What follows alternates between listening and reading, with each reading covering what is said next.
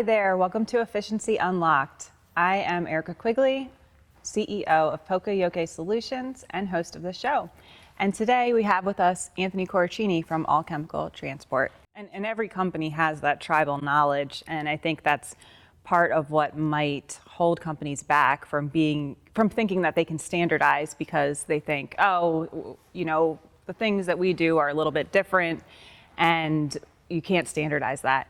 But to that, of course, I say you can standardize anything, even your tribal knowledge. But what is one way that you guys approached that? One of the things we did is we really took a deep dive into the individual customers and their needs.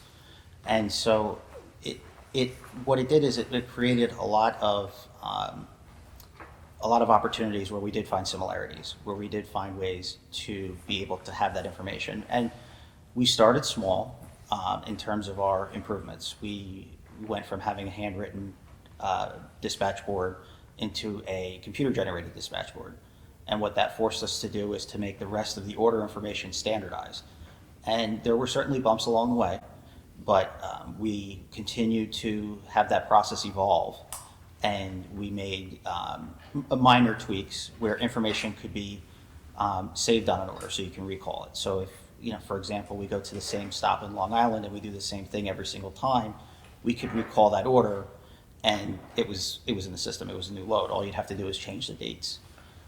So we were able to achieve smaller wins like that, and we used the small wins to build up into the larger wins, which was the overall process automation. And once we had that in place, we were able to look at some customer feeds through EDI, or electronic data interchange, and from there really be able to streamline those processes and scale them to be able to continue to grow the way we have.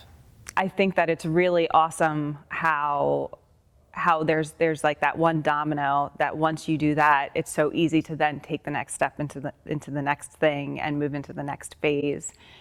It's really a phased approach. Oh, absolutely. And really the challenge that we had is we probably started too late. We started with the owner, Steve, with one truck, 5 trailers. You don't know when you wake up and realize, hey, we're not a mom and pop anymore.